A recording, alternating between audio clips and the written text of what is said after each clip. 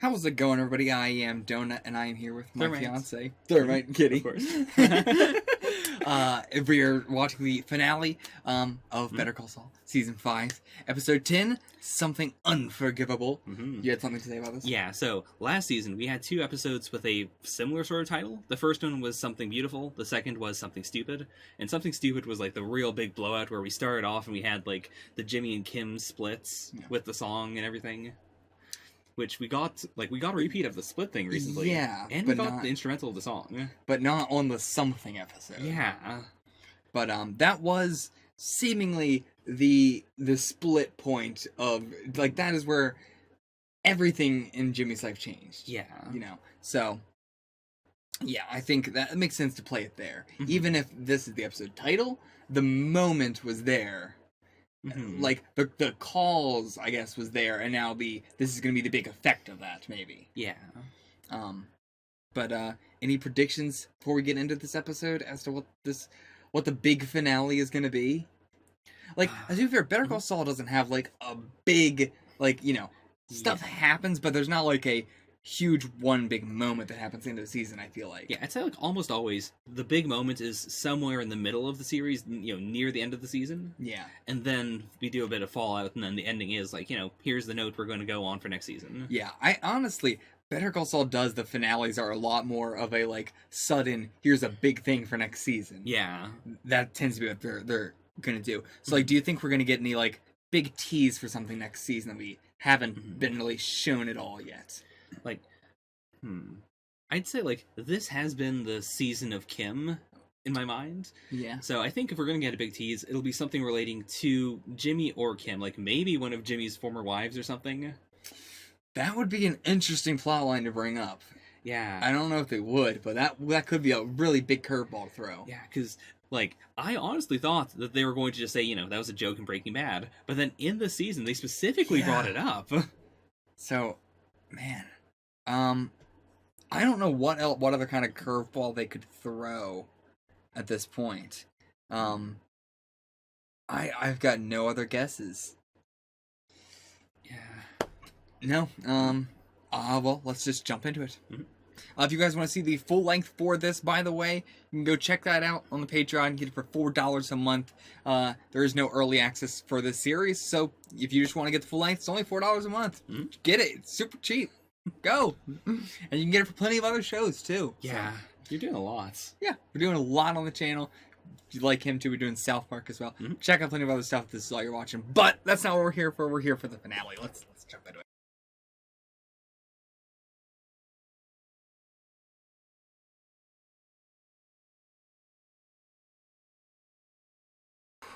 God. I honestly was not expecting Lalo to survive this season. I really thought he was going to die this season. I said 50-50, but I meant more like, you know, 30-70. I was pretty sure he was going to die. But he's so superhero-y, I couldn't tell. Like, I can't believe you nailed it. He killed all of them. God damn. Holy shit. And that's why Gus went for the poison the next time, because he's like, guns don't fucking work against these people.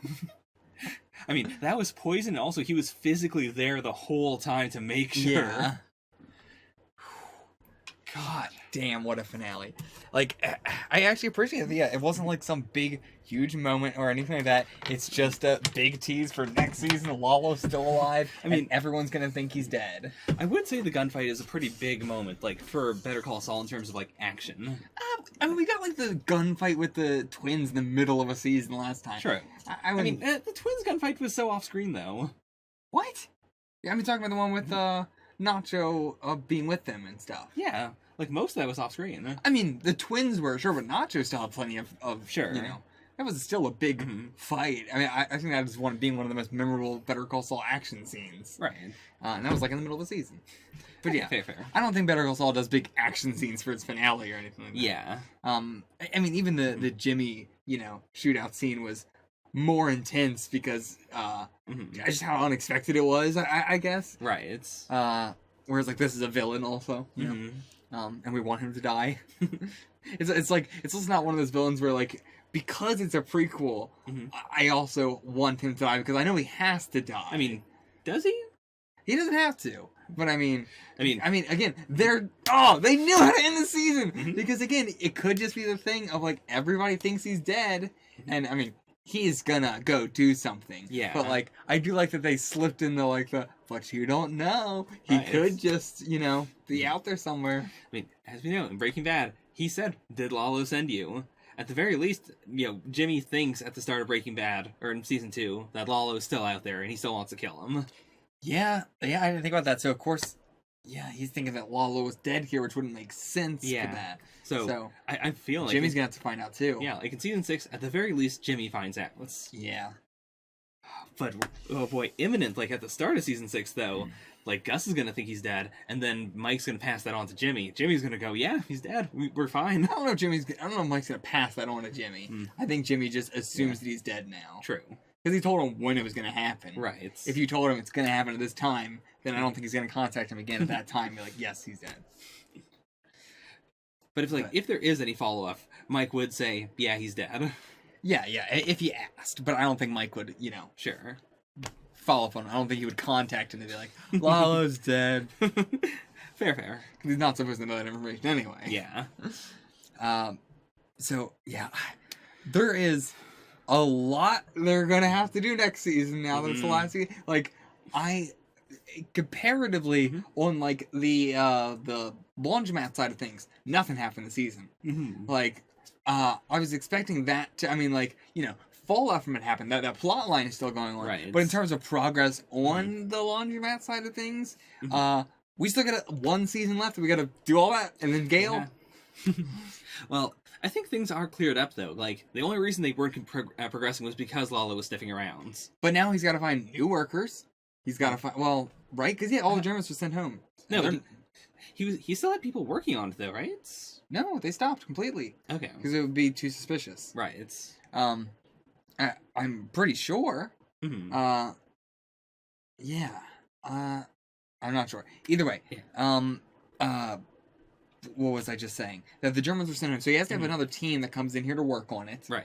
I'm not sure if we'll see that or if they're just going to off-screen it or something. But like the super lab still needs to be built, or not even be built, but still needs to be finished being ready to be able to be built. Right. It's not even finished being ready to be built. Yeah. It's almost like 99 or something like that, probably 90% or whatever. So we need to finish the pre-build, then we need to build the super lab, which might be more of a Gale thing. Yeah. Like that's probably going to be. So we might just see that. They might just say like, we the process of how we did it last time, so we don't need to go through it all again. We got people, we finished it. Now we're bringing in Gale to show him building a lab because you haven't seen that before, and people are interested in that. I assume, right?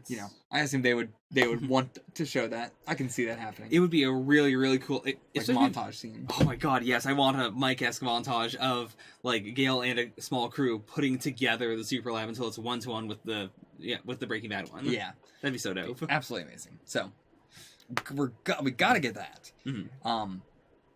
Yeah, that's like the only thing I can, like, a lot of people say, like, oh, there's so much left. But, like, I think the main thing, timeline-wise, that's tackle is that. That's what I always come back to, is, like, the Super Lab is still not even pre-built, and we have one season left. Yeah. But Nacho, now, maybe Lalo is just gonna go for Nacho. Maybe. Like, he's definitely going to go for Nacho first, I think, next season. More than anything. Or Nacho's dad, again. But, yeah, I don't know how many people are going to find out. Saul at least has to find out, but that's really the only person who has to find out. Yeah. What else happened to this? Kim, this episode. Oh, boy, Kim. You think she might be... Like, what do you think... What did you mean by that? Like... I think she's, like, this whole season, she's been really, really, open towards Jimmy. Like, she's been trying to give him every opportunity to say what's on his mind, and he has been lying the whole time. So, like, part of me thinks, everything she's saying is legit. She really is just deciding, like, well, if I'm gonna be here, we're gonna slip all the way. Why not do this? But part of me is also wondering, like, is it that, like, is she trying to give Jimmy a taste of his own medicine? Like, what if I showed up and I started saying insane things?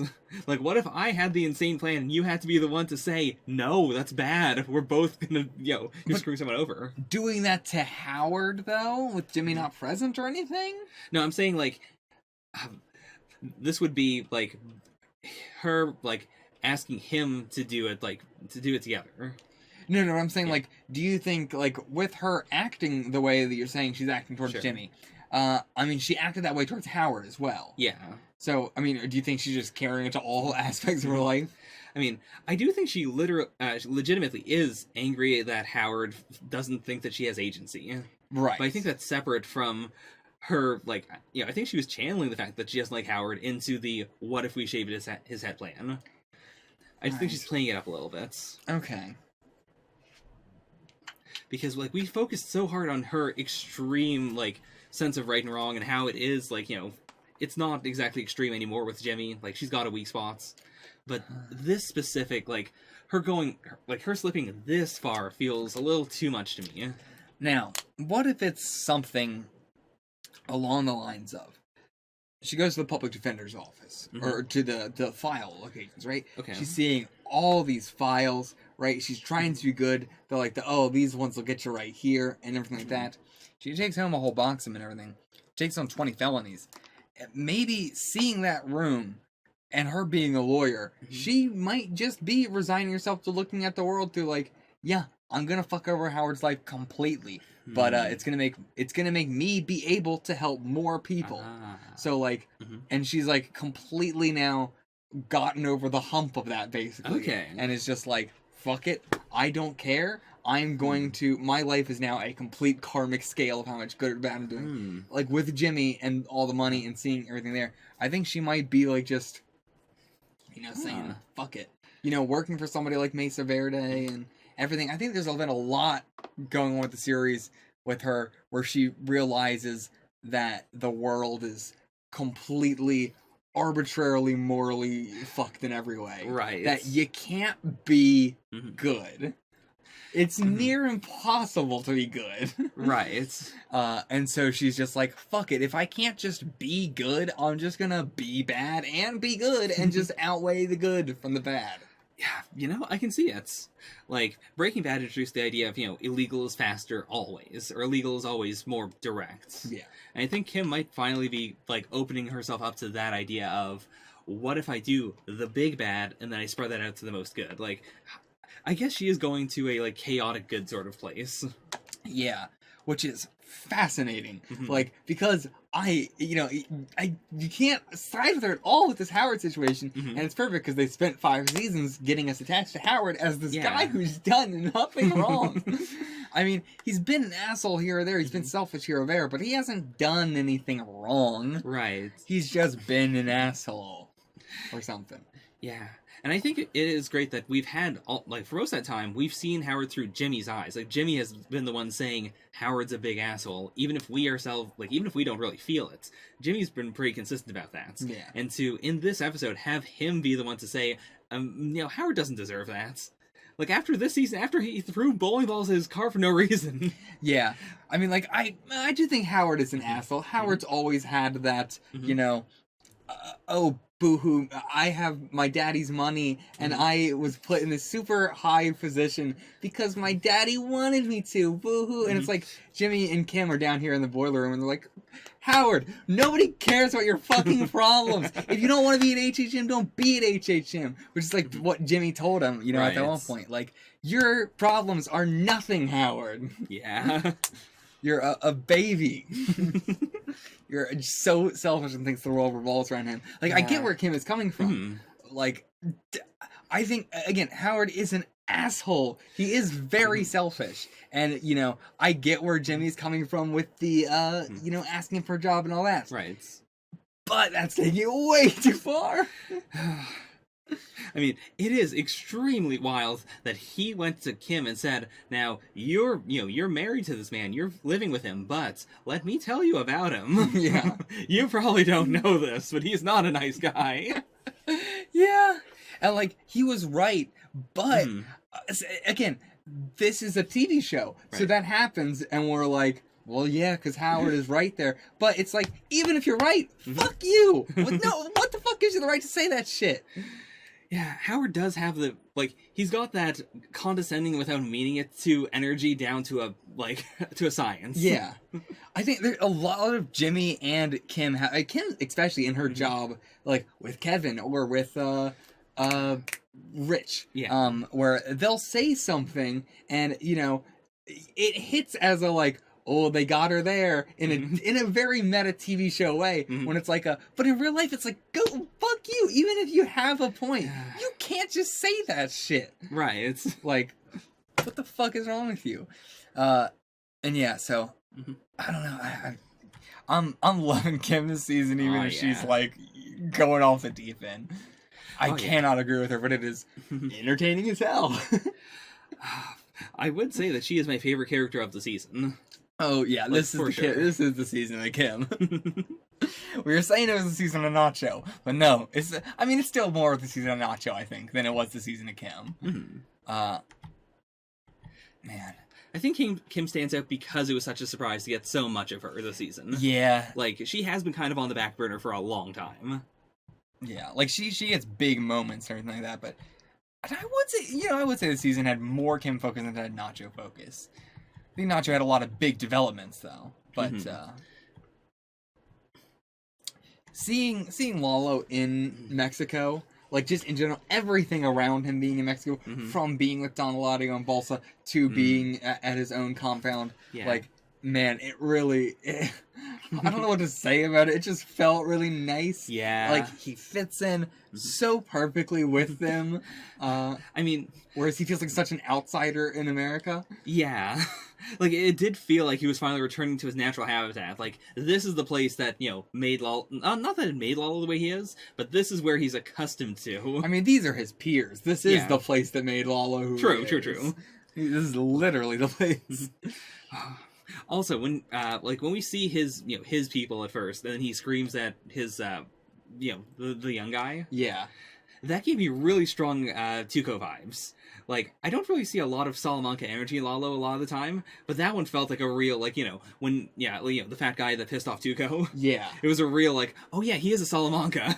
Yeah, and man, his relationship with the workers is very fascinating. Like when he's going down into the bathtub, like, secret exit for the first time, and he like hesitates at first, clearly almost being like, going out to save the rest of the people, right? And then so that way when he's coming back and he's having to like walk over all their bodies and stuff, like, it did affect him. They are his people, but it's definitely, he yells at them. If they were out of line, he would fucking kill them, right? You said it the best. Like, there is a clear hierarchy. Yeah. Like, they are below him, and he knows that, like, completely. It doesn't mean he won't be emotionally affected, but it does mean that, he's not going to risk his life for them. Yeah. Whereas, like, Nacho is, I think, he thinks he's below, he thinks he's above everybody. He thinks he's above Don Eladio and everything. So, like, but on a, like, just, social scene around other people, and even by themselves, he wouldn't do a thing of, like, Nacho, you fucking piece of shit, go get the goddamn thing. Right. He would treat him like a human. Yeah. So, very interesting delineation there. Yeah. What else do we have? The whole scene with I'm glad we got another scene with Saul and Mike in the finale. Even if, it was mainly just for a plot reason to, get them on, get Saul on the same page and know what's happening, and calm him down and everything. But just whenever they're in the same room together, they have such good energy, like, not good energy, not at all, but a good dynamic. Yeah, that's a good way of putting it. They don't even have to say anything. Like, just them sitting down next to each other at the gas station 2 episodes ago. Or actually, that might have been last episode.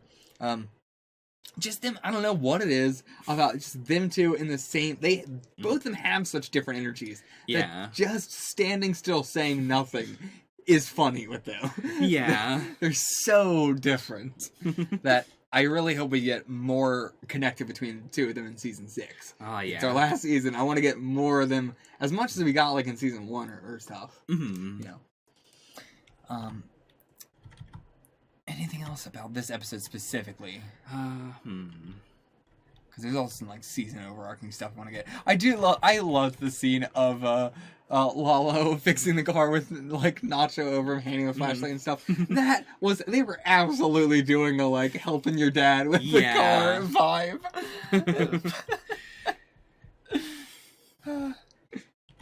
And every time we get the public defender stuff, like public defender stuff is probably the most fascinating lawyer stuff to me in Better Call Saul.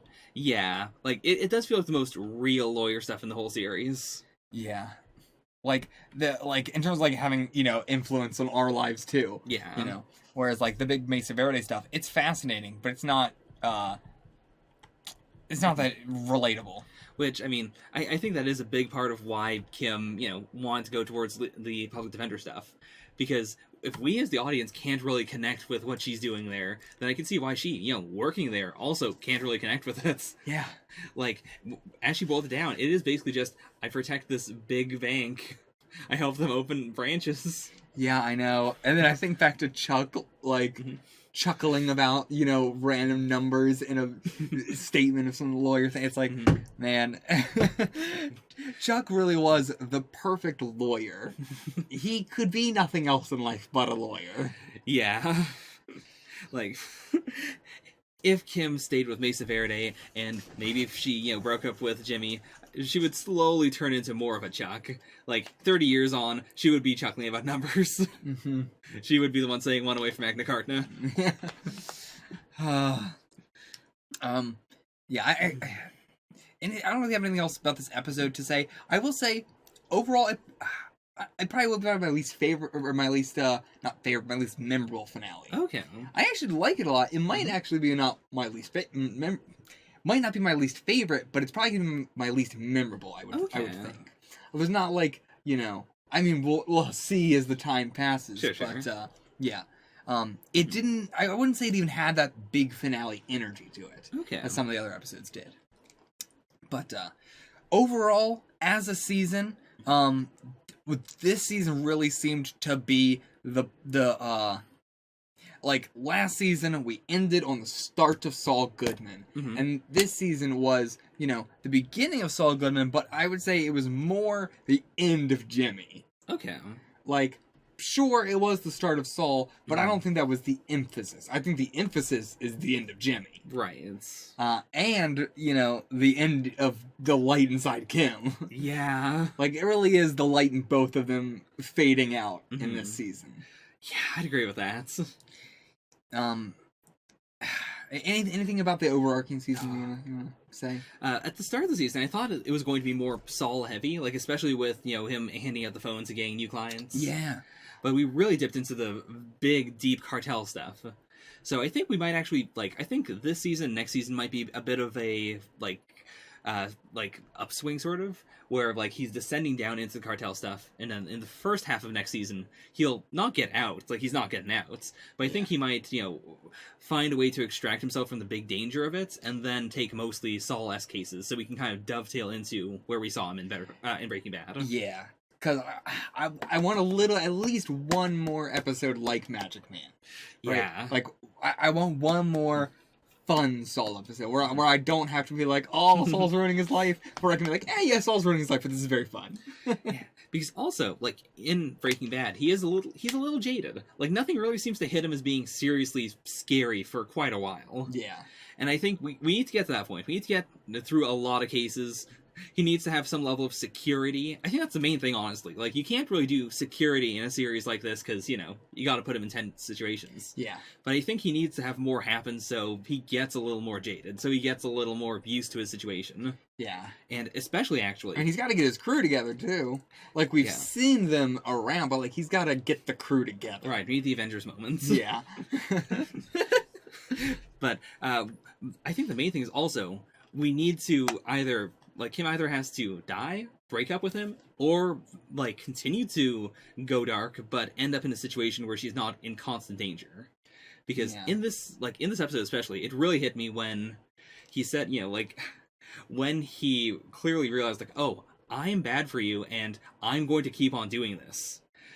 When he said specifically, this time. And Kim said, there's not going to be a next time, and he didn't respond because he knows at this point there's going to be a next time. Yeah. Like, a next time for this. He cannot say that this will not happen again. I mean, what if the Gene stuff resolves with him running away from wherever he is now because the guy who approached him to Kim still being around?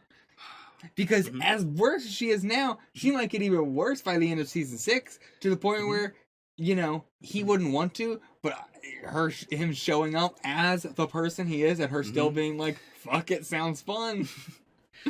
I mean, as we said earlier in the season, he still needs to meet the Disappearer at some points. Or, like, again, in with that. Yeah. So, I could... well, but he's dead. Yeah, but I mean, like, even if it is I know a guy who knows a guy situation, like, someone hands him the card and says, this is the Disappearer. Right, yeah, we need to get that plot. Yeah. We're not going to be able to see him. I mean, we saw him for the last time, which was nice to see in the Gene stuff. Absolutely. But so I could see a plot situation where Kim gets disappeared, and that's why we don't talk about her at all. Yeah, I could see that. But like, if that is the case, though, I think if Kim was disappeared, I think they would do something with her in the future stuff. But then there would have to be a way for Gene to, find out. Right. It's. I'm not sure how that would work, but yeah, you're right. But yeah, there's a lot. And if he doesn't want to worry about getting, seen by someone in a taxi or whatever, he can just use the taxi guy, to like take me to this place. Right. But yeah, who knows? Like, I do think since this is the last season, we're going to get a start of the season with Gene and an end of the season with Gene. Yeah. I do think the last thing we're going to get is Gene. That would make sense. Yeah. Man, I cannot wait for season 6. Not sure how long it's going to be, but it's going to be a long time. They've said 2021. But was that before COVID or after COVID? After COVID. Okay. Because they said, like, production hasn't really been halted because they were still writing scripts. Right. So, like, 2021 is, the potential date. It's not necessarily in stone. Almost certainly on stone. Probably 2022, I think, is more likely early 2022. I could see it.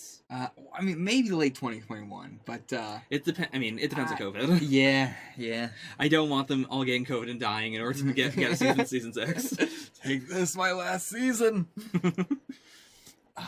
I'm most excited for Kim next season. Yeah. Like, Jimmy, like, I know what's going to happen to Jimmy. I mean, that might be a bit crazy to say. But between where he is now and the start of Breaking Bad, I get the general idea. It's never been more clear. Yeah. The closer we get, and this is the last season, it's never been more clear where he's, what the gap is. Yeah, like, all the characters that show up in Breaking Bad, I know what's going to happen, more or less. I can see it. It's so close. Yeah. But it's really all the unique characters that I'm super interested in now. Now, before we go into season 6, do you think Walt or Jesse will appear in season 6? I would have thought that would have been an insane question to ask before, because I would have put Hank in that group of never's going to appear in Better Call Saul. Right. But Hank fucking appeared here, and he's been in multiple episodes, and he's probably going to appear again. Probably. So, and also, I mean... Oh, fuck it. It's been out for a bit. Walt was in El Camino as well, So, there's nothing to stop it. There's no... Before, I was like, they're not going to do that. Now I'm like, who fucking knows? And not as in like a, big scene or anything like that, but as you just see them in the background or something. I mean, we've had the Jesse was maybe on the phone, whatever. So maybe, like, I think we might get something like that with Walt, too. I don't think they can hold themselves back from doing Walt and Jesse. I don't think they can. I mean, I think giving us Hank already and doing Walt and El Camino they've shown their hand. They want to do it so bad. Yeah. I don't know what we would get, though. Like, if we got a scene where we saw their actors, like, not like the Jesse thing, where we see their actors on screen, one of the two, or whatever, what do you think it would be? I think, I think for Walt, it would probably be like a car wash scene, like just to establish, you know, yeah, I didn't like think that. like yeah, he's there. What a sad loser.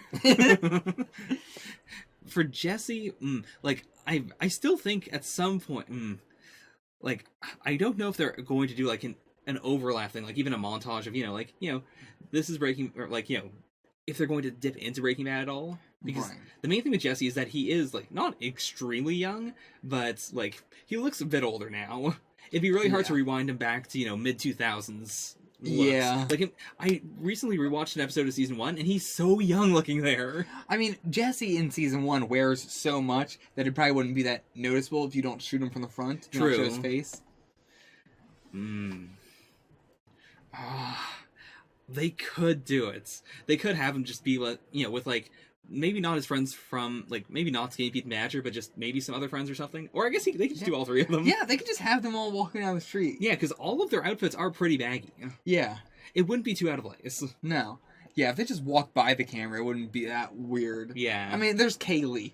Yeah. I mean, Don Eladio looks so much fucking older than he does in True. any of the shit we ever see him in. So, like, I actually kind of appreciate that Better Call Saul and all this just has a sort of, whatever, Yeah. You get it. You can suspend your disbelief a bit. Yeah. It's not that much time is passing. You can go like, yeah, it's whatever. Like, the main makeup job they do is with Jimmy, and that makes sense because they need to show the contrast between him and Gene. Yeah. But with everyone else, like, they don't really care that much. They do a little. And he's the main character. Yeah. And also, they don't do that. It's not like they, make him look really young or anything like that. True. It's not that much of a job they're doing, to be fair. It's mostly just the hairline. Yeah. Like... And, I mean, yeah, Saul's hairline in general. Like, anytime it's Saul. I mean, anytime he plays that character. But, like, yeah, I'd say his makeup in general. It's not, like, heavy or anything. I appreciate it. Yeah. I really do. They have confidence. Yeah. Anything else you have to say about this episode of the season, or are we done? Oh, boy. I do really, really love this season. Oh, yeah. This is a great one. Yeah, like, I liked season 4 a lot, but then there was also, I was like, it wasn't like that strong. It was a lot of setup, more so than this season was. Like, this season wasn't a lot of setup at all. Right. It was way more payoff from season 4. Yeah. But yeah, I really enjoyed the season a lot more than season 4. Not to say I disliked season 4. I think season 4 was necessarily like not as strong as season 3 because it was the no more Chuck season. Yeah. Like, Chuck was a main character. Yeah. And getting rid of him really meant like, okay, what is the show now? And I think season 4 was really important in, like, telling us, okay, Chuck's gone, here's the grieving process. Now, it's over, we're doing Saul now. It's Saul time. Yeah. Yeah, there's a lot of stuff I love in season 4, but, like, it is still a good season, but it it's just not has my its favorites. moments. Whereas this, I think, just, like, from beginning to end, was just, like, loved every bit of it. Yeah. That's all I got. That's all I got, too. Mike had, I want to say, Mike got, like, really strong character development in the very first half of the season. So we didn't really talk about that at all. True. But, yeah, the second half, he's now, like, very close to, like, the Mike we know now. But that for the first half of the season was, damn, they, like, put Mike through the ringer character development. They just, like, so much of it. And a lot of really good stuff. Like, a lot of Mike's stuff is so, like, silent development. It fits him very well. Yeah. Like, he is the silent guy. Yeah. But all that stuff with Mike in Mexico, just chilling out, no electricity, no anything like that. And now that his family's coming over to his house, that's awesome. Yeah. So happy. Boy. Like, the only thing we really need from him is, again, for him to get a little more jaded. Just a little bit. Yeah. He's got slightly too much emotion. Yeah, I mean, it's going to be whatever happens with Nacho and Gus is going to be what makes him jaded. I didn't think about that, but you're right. It's got to be. Yeah. Also, clearly, Gus does not want to let go of Nacho. Not at all. He ain't letting it. Yeah. Boy, I mean, to be fair, why would you? Yeah. I mean, at least he didn't let him die in there. So that. There's that. But, I mean, well, he did tell him to run. It's not like he's going to, he just said, get the fuck out of here. But, I mean, he knows where he's going back to. Yeah. And I think there's a tiny bit more Gus development we need to get. Oh, yeah. Because specifically of that line where Mike tells Gus, I don't think fear is a good motivator. Yeah. Like, Gus is still that's going to come around. Like, and I do think it's got to be something with Nacho that makes Gus realize, okay, that was a bad idea. I gotta be a little more hands off, which then becomes his downfall with Walt, because he lets Walt do so much. Yeah. And that's, what's happening here with Nacho. The guys with the guns are basically the fear, Yeah. Whereas if you did it more subtly. Mm-hmm. Yeah. Well, that's it. We'll see you guys for season 6, whenever that comes out. Until then, check out some other stuff on the channel. Get the fuck out of here.